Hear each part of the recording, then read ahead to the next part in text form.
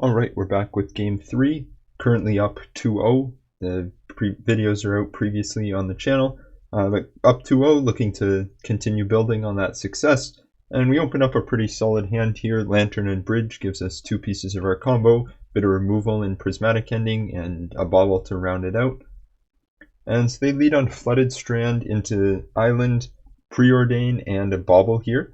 And I think when we see this, we can narrow it down to either Murktide or some sort of like a Twiddle Storm or like that kind of deck, maybe where they're like a turbo combo deck. And I think this really highlights how important it can be to identify what your opponent is playing quickly. And it is a pretty easy skill to work on. Like, it's definitely something you have to develop, just learning the meta, playing more matches. Often if you're watching a streamer live, you can kind of predict, watch what their opponent's like first two cards are, and then just knowing what they're on allows you to construct your game plan, especially with Lantern. Probably less important with other decks, still very applicable though, and with Lantern it's very key, but obviously looking like Murktide here. And so we do elect to just lead on Lantern plus Bauble. Urza Saga in hand is quite good, and nice to have that dual threat here. And we see Steam Vents and Ragavan, so like we suspected, definitely Murktide. One thing when they're dashing Ragavan is Mishra's Bauble. Because they don't play Thoughtseize, you can use it on your turn, whereas you'd normally use it on your opponent's turn if they were a Thoughtseize deck, just to get the top card of your library into your hand so they can't hit it with Ragavan. Generally speaking, Ragavan isn't terrible for us, provided they don't hit anything. Like, how good Ragavan is really depends on what they hit. So if we can ensure that they're hitting cards like Profane Tutor, it's going to go a lot smoother for us than if they're hitting like Codex Shredder repeatedly. Now with the dash, Prismatic Ending isn't going to be great against it here. One thing, this is definitely one of the matchups where I prefer Prismatic Ending to Assassin's Trophy. There's lots of discussion about what removal spell to run. I like Prismatic Ending for matchups like this, but the dash on Ragavan isn't great. So we Thoughtseize, and obviously we're going to take a counterspell here. Just kind of the obvious choice, as we want Bridge to resolve next turn. And then we're just going to play a Pithing Needle on Otawara, as it's generally their only main deck answer to Ensnaring Bridge once it's resolved. And like I talked about, we're going to use the Bauble to draw this Codex Shredder, because Shredder is one of the worst cards for them to hit with Ragavan. And like said, there's just a land on top here. And so they're going to elect to run out both Channeler and Ragavan, kind of holding up Spell Pierce, or Spell Snare, sorry, not the Pierce. They have 3 in hand. I believe that's what they have here. So Spell Snare would be good if we played any 2-drops. You may notice that this entire deck does not have anything that costs 2, and therefore Spell Snare is totally dead here. Which, I mean, they wouldn't know that, but that's kind of another reason why like Lantern is a deck that really rewards your meta knowledge, and I think it's very translatable into other decks. So if this Murktide player here also happened to be familiar with Lantern or had the same level of meta knowledge, he would know he doesn't need to hold up Spell Snare, but fortunately we're able to play around it. Yeah, they get 1 hit in, but again, it's a Saga on top, which isn't, it's a land, they can't play it anyway, so we're just going to dump our hand here. And I think this game really illustrates how Lantern is still a very powerful strategy that can compete in present day Modern. Like, Murktide is a top deck, especially following the Fury ban. A lot of people are expecting it to, the Fury and Beans getting banned, a lot of people are expecting it to be one of the top decks. And like here, it's like we have a very good matchup against it with these tempo decks. I would say Murktide, Grixis, Shadow kind of fall in the same bucket, where they might have stack interaction, but well-timed hand disruption plus Ensnaring Bridge is very, very key against them. And yeah, like I said, we just kind of this is how we just kind of run Lantern into a win against like top decks. We got another Shredder off Urza Saga, and here the game is effectively over at this point. With 2 Shredder, especially game 1, like it's just over.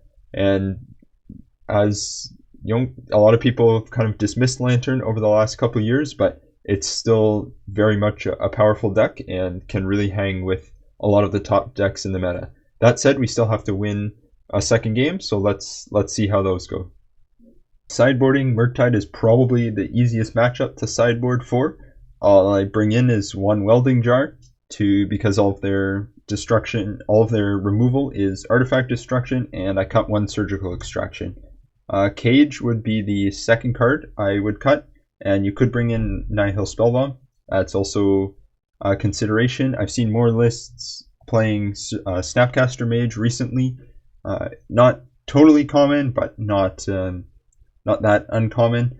So I don't think, just swapping out this 2 for 2 is pretty good. The reason there's so few sideboard slots for Murktide is that I think it's already such a good matchup. We're already well positioned against them. Our game plan lines up well against what they're trying to do, and so I don't think there's much to change. I'd rather use my sideboard slots for tough matchups than Murktide, but just easy like Welding Jar and Cutting Surgical.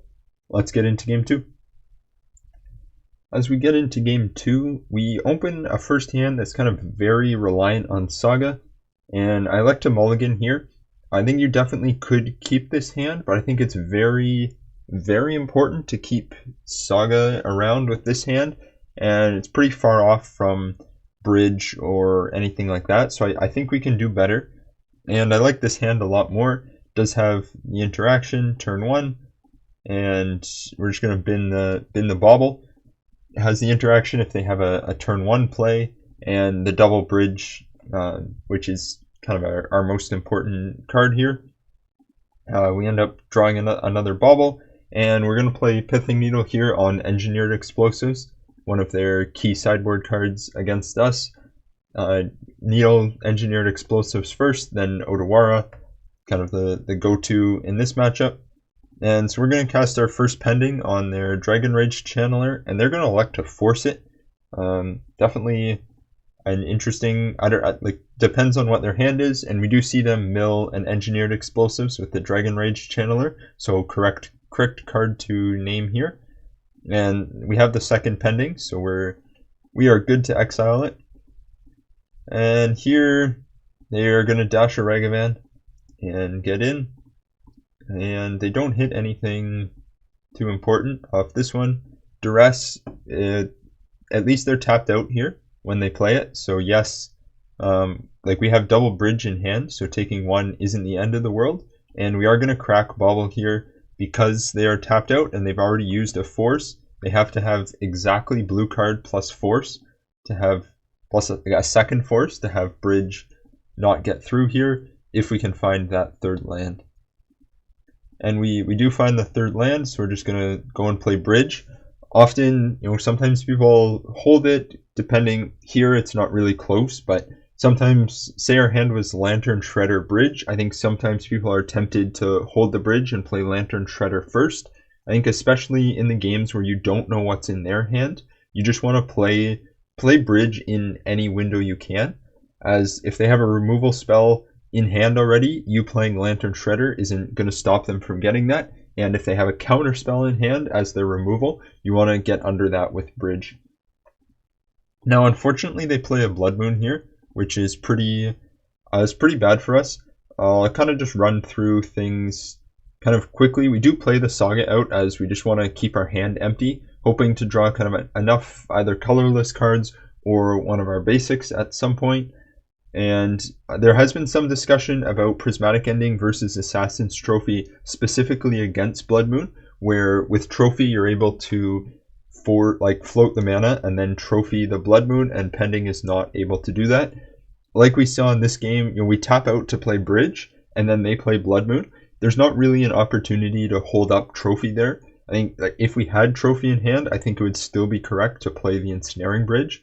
So as long as they're kind of playing their Blood Moon when we're not obviously holding up removal, I think it's it doesn't actually make that much of a difference unless you're having people consistently play Blood Moon into your open removal. I also think that Lantern is a hard deck to disguise removal with, because so much of our hand is proactive. Like it's hand disruption, it's lock pieces, it's bridge, it's lands, like it's stuff we want to get on the battlefield. I think it's very hard to bluff a removal spell when you basically have one instant in your hand that you would cast. And so good players are going to be able to play around it. Maybe you delay it by a turn, but at some point they'll have like Blood Moon plus Counterspell backup and they get it down anyway. So that's kind of my thoughts on it against Blood Moon. Additionally, a lot of the decks that play Blood Moon, Prismatic Ending's already, like Murktide, Prismatic Ending is already much better against them than Assassin's Trophy is, I think. So I don't think it's worth it to kind of shave those the points your percentage points you're losing there. Here we are going to try to use Mishra's Bauble to filter a bit. If there's like a colored card on top, we're going to get rid of it. You know, any pendings or hand disruption. And Saga we're going to mill, as we don't want to draw it. We will just play it as a land. Here, as you can see, kind of the cards start piling up in hand, and if we're not able to find anything, we're just going to lose to Blood Moon, as even with Bridge, just too many cards that we are holding in hand. So we take damage here, and kind of, you know, if they cast that Duress, that'd be great. Obviously, they're not going to do that. If we do draw a Swamp here, we are able to Thoughtseize ourselves, which would get us down to 1. Kind of looking for, we need either Swamp or Underworld's Cookbook here are kind of our only two cards, and they do hit a pending off of the Ragavan. Again, if we were playing Trophy, they would have hit it too. Yes, we could have gotten a Swamp, but I think they still kill us here anyway. And so we elect to concede pretty shortly. They have us dead in 2 turns, and actually at this point we're dead anyway. If we top deck a Bridge, they do end up exiling a Bridge, which is unfortunate. But if we had hit a Bridge there, I think we'd have to go Cookbook into Bridge, like runner as our only way of surviving. But they have the Bolt, and so we're going to move on to game 3. Hopefully on the play we can just be a bit faster than them and get some cards underneath Blood Moon a bit faster. Game 3, we're back on the play, and I think we opened up a pretty reasonable hand here. Welding Jar is good protection. We kind of have Bauble plus Shredder to dig for our missing pieces, and Thoughtseize to protect whatever we draw. And so we are just going to lead on Jar, Bauble, and Codex Shredder, as we do want to use the Bauble to filter what we are drawing first. And because this is a counterspell matchup, usually going to hold Thoughtseize a turn or two, as I typically do. And so here we use the Bauble. We see a second Thoughtseize, which is not what we're looking for here, as we're kind of looking for ways of progressing our own game plan, more so than disrupting them. And so we draw a Spire plus Saga. Saga is actually very good here, and we're going to run out of Thoughtseize, and we see their hand is kind of all either interaction or cards that dig. They don't have any creatures, which definitely opens the door to Urza's Saga being relevant. We're going to take the Force, as if they are holding up when we're able to make constructs, we want them to have to play Counterspell by tapping out or either using most of their mana, so that they have less resources available to deploy creatures as blockers, or if they're spending a lot of mana to play some creatures or remove our creatures, then they won't have anything to counter Bridge if we're able to find it later, which Force would allow them to have. So we take the Force, leave them, like if they're tapping out to play Expressive Iteration, I think we're alright in that scenario. And so we're just going to play Saga and Needle here. Obviously they fetch, as you should against Needle, and we're going to name Engineered Explosives. This is definitely looking like a construct game, and we don't want them just being able to blow all our constructs up for 2 mana. They could have Dress Down, but we'll worry about that when we get to it.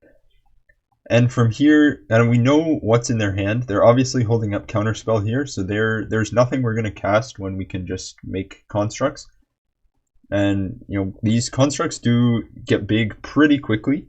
There are definitely games where we're swinging for lethal on turn 5, which is not really something that even a couple years ago, you'd hear out of Lantern. I think that's why Urza Saga has really kind of changed Lantern a lot and has been so good for this deck, is that we don't need Ensnaring Bridge here, but they kept a hand that was pretty interactive. Like if we don't have Urza Saga here, like if we're just playing a regular land or trying to like Whir of Invention to get Ensnaring Bridge, I think we lose. Like they still have the multiple counter spells. They're going to be able to dig. Eventually they'll find threats if we're not putting a clock on them. But Urza Saga just being an uncounterable way of getting Lantern or Shredder. Like they can't counter it at any point. And as you'll see, it provides two like huge creatures here. So we make a second one, and like I talked about, this is just lethal on turn 5, provided they're not able to find chump blockers. But at this point, like we can let them draw a Ragavan, we can let them draw Murktide, as neither of them is going to be big enough to block a construct. Not exactly sure why they didn't counterspell the Ghoul Caller's spell here. It doesn't make a difference, but just something they could have done to fuel their graveyard more for Murktide. And like I said, here they're forced to Expressive Iteration, exiling a Ragavan just to make a chump blocker for our constructs, and because we would have had lethal on turn 5. Not something you expect out of Lantern, but this is why Urza Saga makes this, I believe, a legitimately competitive deck, where these lines would not have been available to us 3 years ago. Like even since Modern Horizons 2, just really the card Urza Saga is extremely powerful, by far kind of the best card in our deck, and I think the step up that it got compared to Whir from Urza Saga is just unbelievable. Yes, it can't get Bridge, but it also has a lot of upsides that Whir doesn't have, including just making it easier on your mana base. And here they now have to find 2 chump blockers just to stay alive. We'll use our 3 mill rocks to keep them off of any sort of answer for our constructs. I think they have to go exactly Expressive Iteration into Dress Down here is the only thing that saves them. And so they'll play Expressive Iteration, and they concede here. It was not in there. I don't know if they have it in the deck or not, but here, just really the power of Urza Saga. As we get there in game 3, we're able to just steamroll them and a turn 5 win for Lantern. So I guess we don't have to worry about going to time anymore. So hopefully you enjoyed this video. I think there were kind of some important decision points and notes about this matchup in this video. If you have any thoughts, let me on this matchup, kind of on Lantern as a deck, let me know. I'd love to hear what you guys are playing and your thoughts on it. And we'll get to round 4 tomorrow.